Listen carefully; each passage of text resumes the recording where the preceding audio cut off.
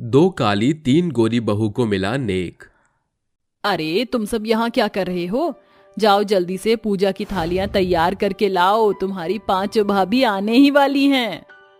माँ जब देखो आप मुझ पर हुक्म चलाती रहती हो, कुछ काम खुद भी कर लिया करो। अब क्या सब काम मैं ही करूं? चुपचाप जाओ और जो कहा है उसे सुनो, नहीं तो तुमसे तुम्हारा फोन छीन लूंगी। मीरा के कहने पर रेनू वहां से चली जाती है।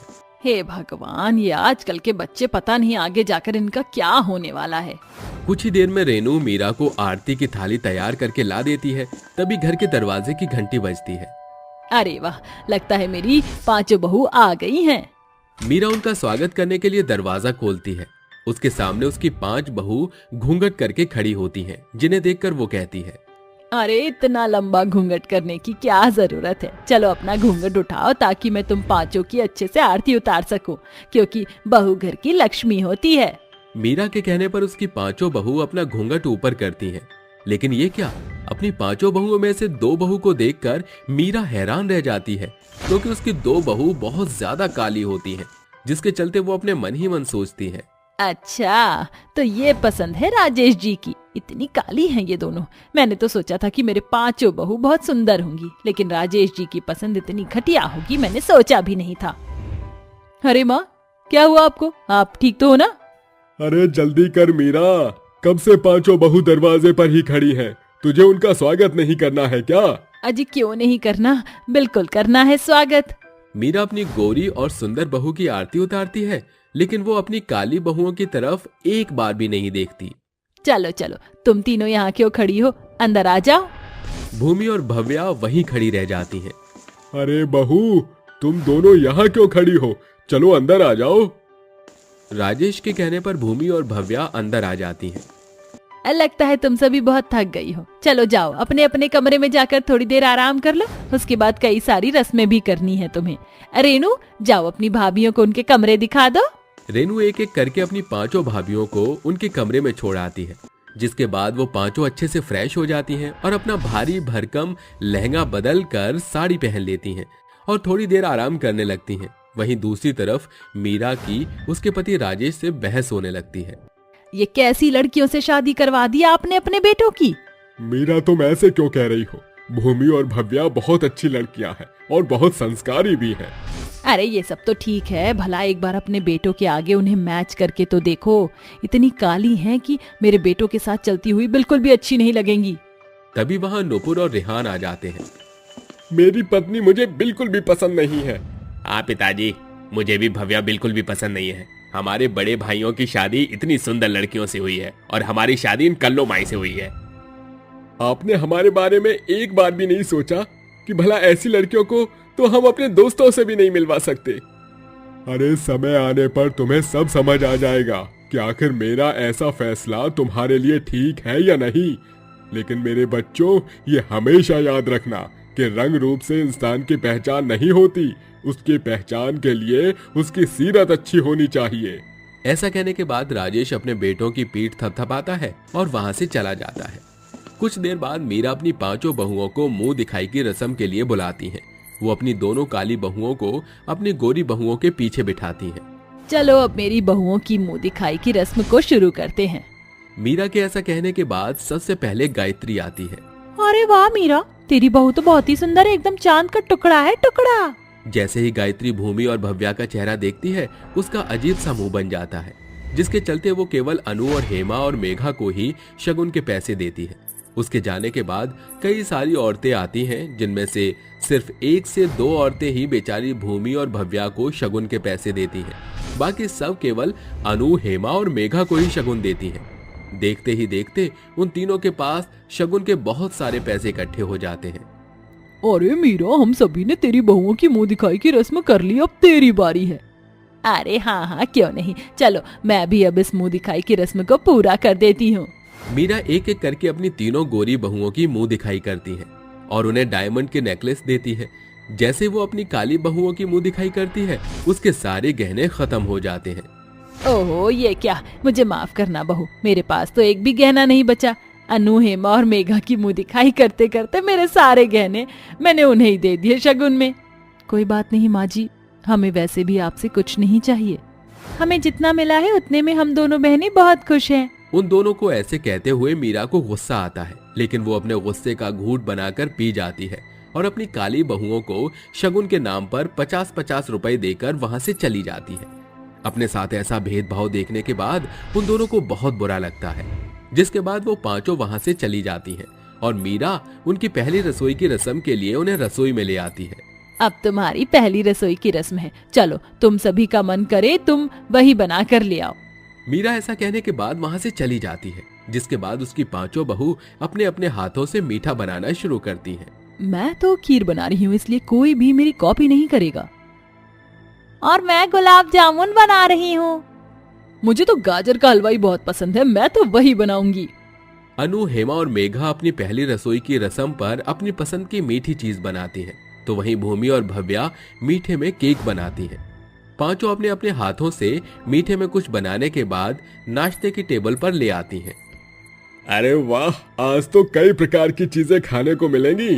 अरे क्या ये खीर तुमने बनाई है? अगर तुमने बनाई है तो ये बहुत टेस्टी है। अरे वाह हेमा, क्या तुम्हें पता था कि मुझे गुलाब जामुन पसंद है? सच में हेमा, तुमने तो मेरा दिल ही खुश कर दिया। इस गाजर के हलवे में तो बहुत ही स्वादिष्ट खुशबू आ रही है। दक्ष अपनी पत्नी के हाथों से बना हुआ गाजर का हलवा खाता है, जिसका स्वाद उसे बहुत पसंद आता है। वो तीनों भाई अपनी अपनी पत्नियों को महंगे महंगे शगुन के तोहफे देते हैं, जिसके बाद राजेश अपनी काली बहुओं से पूछता है, अरे बहुओं, तुम दोनों ने अपनी पहली रसोई की रस्म में क्या बनाया है? अरे अच्छा होगा इन दोनों के हाथों का खाने से पहले मैं यहाँ से चला जाऊं। हाँ भाई, इनके काले हाथों का बेस्वाद खाने से अच्छा है कि हम यहाँ से चले जाएं। वो दोनों खाने की टेबल से उठकर जा ही रहे होते हैं कि तभी भूमि और भव्या केक लाते हुए कहती हैं, happy birthday to you, happy birthday to you, happy birthday dear माँ जी, हैप्पी बर्थडे टू यू। माँ जी, आपके जन्मदिन की आपको हार्दिक शुभकामनाएं।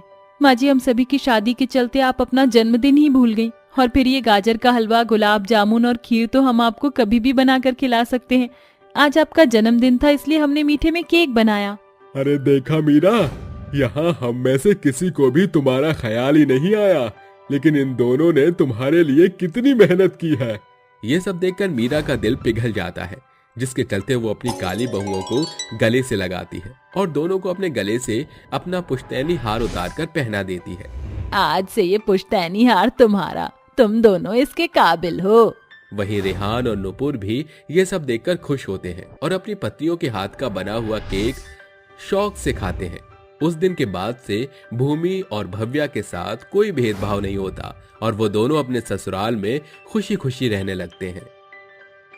अरे क्या बताऊं बहन, मैं तो बिल्कुल भी नहीं चाहती कि मेरे छोटे बेटे की बहू भी मेरी बड़ी बहू की तरह आए, बिल्कुल काली और दिखने में बदसूरत। अब ये तो किस्मत की बात है शकुंतला बहन, जो किस्मत में होता है वही मिलता है। हाँ हाँ, अब तुम भी जले पर नमक डाल लो। बहन, तुम ही तो कहती थी कि तुम अपने बेटों के लिए ऐसी बहू लाओगी कि पूरे मोहल्ले में उनकी खूबसूरती का मुकाबला कोई नहीं कर पाएगा। सोचा तो कुछ ऐसा ही था, लेकिन बहन मेरे करम फूट गए जो मैं दहेज के लालच में आ गई। वैसे भी दहेज में भी कुछ नहीं मिला मुझे मेरी काली बहू से। तो नहले पर दहला हो गया शकुंतला बहन। वे दोनों आपस में बातें कर ही रही होती हैं कि तभी वहां भूमिका आ जाती है। माँ जी, ये लीजिए चाय। अरे बहू, तूने चाय में इतनी सारी पत्ती क्यों डाली है? चाय बिल्कुल काली हो गई है, जैसे तेरा रंग काला है। माँ जी, अब गोरे और काले लोगों में इतना फर्क क्यों करती हो? भगवान के बनाए हुए दो ही रंग हैं, एक गोरा और एक काला, और दोनों ही अनमोल रंग हैं माँ जी। हाँ हाँ बहू, जा अब घर का काम कर ले, बहुत देर से भाषण देती जा रही है। भूमिका वहां से चली जाती है, जिसके बाद वो घर के कामों में लग जाती है। अरे शकुंतला, बहुत हो गई बातें। वैसे मेरी नजर में एक लड़की है जिसकी जोड़ी तेरे छोटे बेटे के साथ बहुत अच्छी लगेगी। अच्छा, अगर ऐसी बात है मर्जानिया, तो पहले क्यों नहीं बताया? जल्दी बता, वो सुंदर लड़की आखिर कौन है? अरे उसका नाम गरिमा है और बहुत खूबसूरत भी है। ठीक है बहन, तो तू जल्दी से जा और मेरे बेटे के रिश्ते की बात उस सुंदर लड़की से चला। जितनी जल्दी हो, मैं तो अपने बेटे की शादी करना चाहती हूँ। माला शकुंतला की बात सुनकर अपने घर जाने के लिए निकल जाती है, जिसके कुछ ही दिनों बाद नूपुर का रिश्ता गरिमा से हो जाता है। शादी के बाद शकुंतला गरिमा का गृह प्रवेश करती है। अरे आओ बहू, अंदर आओ, तुम्हारे जैसी खूबसूरत बहू का स्वागत है घर में। गरिमा चावल का कलश पैर से लुढ़का के अंदर आ जाती है, जिसके बाद शकुंतला अपने गले से हीरो का हार उतारती है और गरिमा को देते हुए कहती है, ये ले बहू, ये हमारा खानदानी हार है। इसे वैसे तो बड़ी बहू के गले में होना चाहिए था, लेकिन मेरी बड़ी बहू बहुत काली कलूटी है, उसके काले गले में ये हीरो का हार अच्छा नहीं लगेगा। इस हार को तो तुम्हारे जैसी सुंदर और गोरी गले की शोभा बढ़ाने में ही काम आना चाहिए।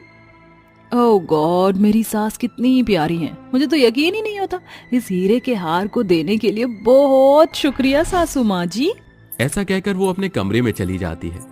वहीं दूसरी तरफ भूमिका को बहुत बुरा महसूस होता है, जिसके चलते वो अपने मन ही मन सोचती है, आखिरी बार मैंने माँ जी से ये हार मांगा था, लेकिन माँ जी ने मुझे अपना ये हार नहीं दिया था। तभी शकुंतला उसके पास आती है। अरे बहू, तू ये क्या कर रही है? अरे किसी ने भी कुछ नहीं खाया है, कुछ खाने के लिए ही बना ले। कहीं तो हमारे मेहमानों को भूखा भेजने के बारे में तो नहीं सोच रही? नहीं माँ जी, ऐसी बात नहीं है, आप गलत सोच रही हो। मैं अभी सबके लिए कुछ खाने के लिए बना देती हूँ। भूमिका ऐसा कहकर रसोई में चली जाती है, जिसके बाद वो सबके लिए खाना बनाती है और उन्हें खाने के लिए भी दे देती है। लेकिन नूपुर खाना नहीं खाता और वो अपनी भाभी से कहता है, भाभी जी, मुझे आप मेरा खाना प्लेट में दे दीजिए, क्योंकि मैं अपनी पत्नी गरिमा के साथ खाना कमरे में ही खाऊंगा। भूमिका खाने की प्लेट में खाना डालकर नूपुर को दे देती है, जिसके बाद नूपुर खाना लेकर अपने कमरे में चला जाता है। वहीं दूसरी तरफ बेचारी भूमिका सबको खाना खिलाने के बाद आखिरी में अकेली रह जाती है। सबने खाना खा लिया है, बस मैं रह गई। भूमिका अपना खाना लेकर अपने कमरे की तरफ जा रही होती है, तभी उसकी नजर नूपुर के कमरे की तरफ जाती है। उसके कमरे का थोड़ा सा दरवाजा खुला होता है। अरे बेबी, तुमने तो कुछ खाया ही नहीं, ये लो खाना खा लो, उसके बाद हम अपनी सुहागरात भी मनाएंगे। डार्लिंग, पहले तुम मेरे पैर दबाओ, मुझे मेरे पैरों में दर्द हो रहा है। अरे हाँ हाँ, क्यों नहीं। भूमिका को ये सब देखकर बहुत अच्छा लगता है। अरे वाह, हमारे देवर जी तो बहुत ही अच्छे, अपनी पत्नी का कितना ख्याल है इन्हें। चलो अच्छी बात है, अब मुझे कमरे में जाना चाहिए। भूमिका खाना लेकर अपने कमरे में चली जाती है, जहाँ उसका पति बहुत ही गुस्से में बैठा होता है। ये क्या हाल मचा रखा है तुमने इस कमरे का? अरे घर में रहकर तुम्हें कोई काम दिखाई नहीं देते हैं क्या? ऐसा कहकर वो उसके बाल पकड़ लेता है, जिसकी वजह से उसके हाथों से खाने की थाली भी गिर जाती है। अजी छोड़ दीजिए मेरे बाल, मुझे बहुत दर्द हो रहा है। मैं बाकी के कामों में बिजी थी, इसलिए अपने कमरे की सफाई नहीं कर पाई। अभी के अभी पूरा का पूरा कमरा मुझे साफ चाहिए। पता नहीं तुम्हारी जैसी काली कलूठी लड़की की शादी मुझसे कैसे हो गई। मैं पूरा कमरा साफ कर दूंगी, लेकिन आप मेरे बाल छोड़ दीजिए। राजीव उसके बाल छोड़ देता है, जिसके बाद बेचारी भूमिका पूरी रात भर अपने कमरे की साफ सफाई में लगी रहती है और अपनी किस्मत पर रोने लगती है। आखिर क्यों मेरे साथ ऐसा हो रहा है? मैंने कभी किसी का बुरा नहीं चाहा। अगले दिन जैसे ही सवेरा होता है, उसकी सास गरिमा की बहुत तारीफ करती है और भूमिका को नजरअंदाज करती है, जिसकी वजह से भूमिका को और भी बुरा लगता है। धीरे धीरे काफी समय निकल जाता है, जिसकी वजह से दिन प्रतिदिन गरिमा बहुत घमंडी हो जाती है। एक दिन वो अपनी सहेलियों को अपने घर बुलाती है और उनके साथ शराब पीने लगती है। अरे जितनी भी पी लूं उतनी ही कम लगती है। तभी वहां पर भूमिका आ जाती है। अरे गरिमा, ये क्या हालत बना रखी है तुमने? बस करो, और कितनी शराब पियोगी? दूर रहो, मुझे छूने की कोशिश मत करना अपने इन काले हाथों से। हो गॉड, तुम काली कलूटी उसे अकेला क्यों नहीं छोड़ देती हो? इसकी शक्ल देखते ही उल्टी करने का मन कर रहा है मेरा। जब ये सब शकुंतला देखती है तो उसे बहुत बुरा महसूस होता है। अरे गरिमा बहू, तुमने अपनी ये क्या हालत बना रखी है? ओहो, हमारी पार्टी खराब करने ये बूढ़ी औरत भी यहाँ आ गई। चली जाओ यहाँ से। शकुंतला की आंखों में आंसू आ जाते हैं। माँ जी आप रोइए मत, सब कुछ ठीक हो जाएगा। ये मेरी ही वजह से हुआ है बहू। तुम्हारे काले रंग के पीछे मैंने तुम्हारी भलाई को हमेशा नजरअंदाज किया, लेकिन तुम बहुत अच्छी हो और गरिमा को अपनी खूबसूरती का बहुत घमंड है। अगर मैंने उसे अपने सिर पर नहीं बिठाया होता तो ऐसा कभी नहीं होता। तुम बेशक काली हो, लेकिन तुम्हारा दिल बहुत साफ है बहू। सब कुछ ठीक हो जाएगा माँ जी, बस आपको मेरी बात माननी होगी। अगले दिन से शकुंतला एक सख्त सास बन जाती है और घर के सभी काम गरिमा से करवाना शुरू कर देती है। माँ जी, आप मुझसे काम क्यों करवा रही हो? तमीज से बात करो बहू, ये तुम्हारी जेठानी है। अगर आज के बाद तुमने भूमिका से इस तरह बात की तो मैं हमेशा के लिए तुम्हें यहाँ से तुम्हारे घर भेज दूंगी। उस दिन के बाद से गरिमा बहुत हद तक सुधर जाती है और वो अपनी जेठानी भूमिका के साथ अच्छे से बर्ताव करने लगती है। देखते ही देखते शकुंतला की वजह से अब भूमिका की इज्जत उसका पति और घर के बाकी सदस्य भी करने लगते हैं। ये सब देखकर भूमिका बहुत खुश होती है और अपने जीवन में खुशी खुशी रहने लगती है।